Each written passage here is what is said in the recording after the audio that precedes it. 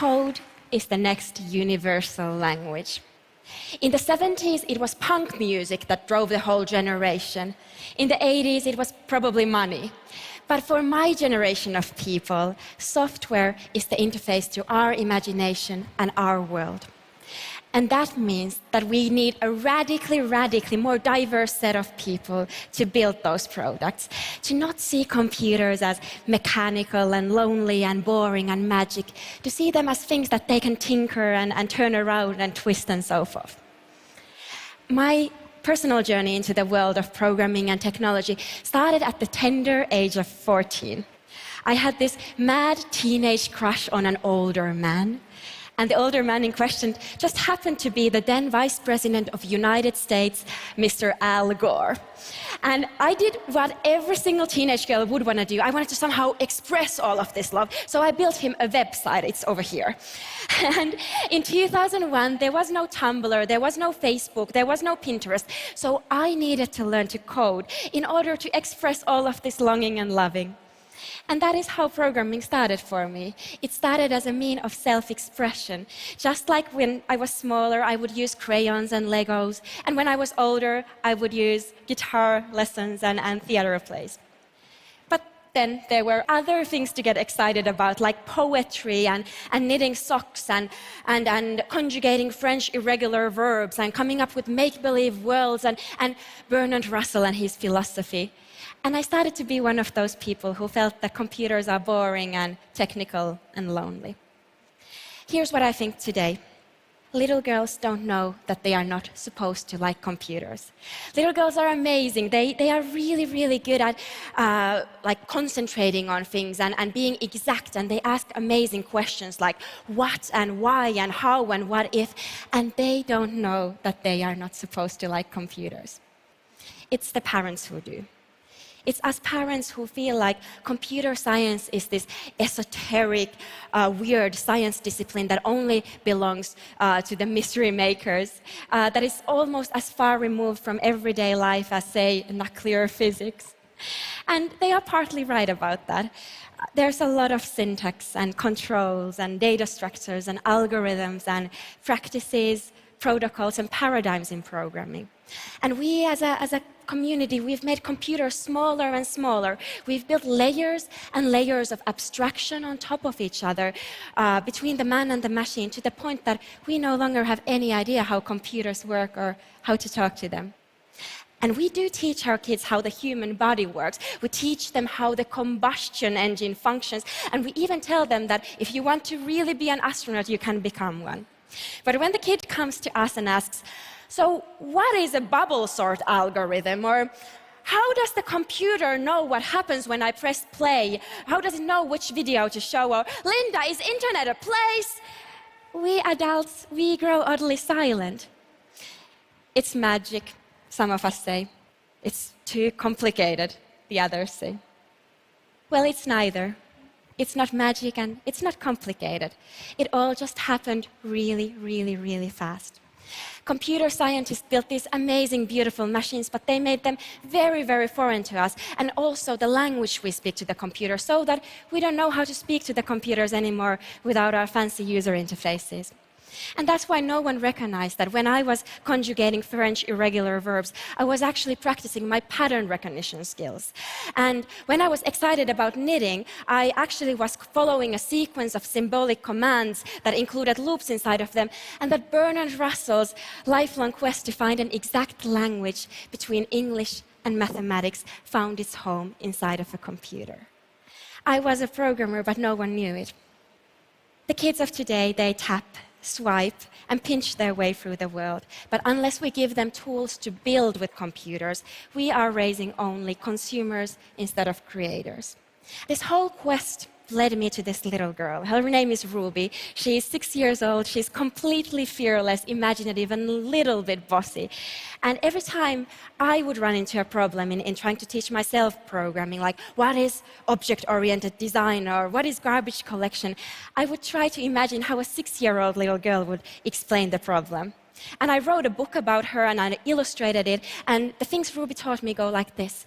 Ruby taught me that you're not supposed to be afraid of the bugs under your bed, and even the biggest of the problems are just a group of tiny problems stuck together.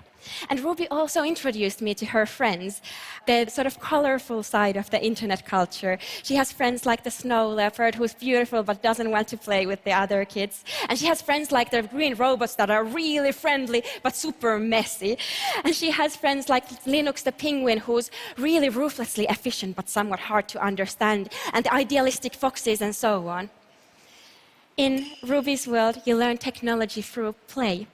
And for instance, computers are really good at repeating stuff. So the way Ruby would teach loops goes like this. This is Ruby's favorite dance move. It goes clap, clap, stomp, stomp, clap, clap, and jump. And you learn counter loops by repeating that 4 times. And you learn while loops by repeating that sequence while I'm standing on one leg. And you learn until loops by repeating that sequence until mom gets really mad. And most of all, you learn that there are no ready answers.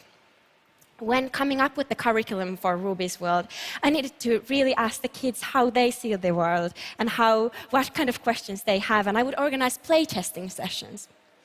I would start by showing the kids these 4 pictures. I would show them a picture of a car, a grocery store, a dog, and a toilet, and I would ask, which one of these do you think is a computer? And the kids would be very conservative and go like, none of this is a computer. I know what a computer is. It's the glowing box in front of which mom or dad spends way too much time. But then we would talk, and we would discover that actually a car is a computer. It has a navigation system inside of it. And a dog might not be a computer, but it has a collar, and the collar might have a computer inside of it. And grocery stores, they have so many different kinds of computers, like the cashier system and the burglar alarms. And kids, you know what? In Japan, toilets are computers, and there's even hackers who hack them. And we go further, and I give them these little stickers with an on-off button on them, and I tell the kids, you know what, today you have this magic ability to make anything in this room into a computer.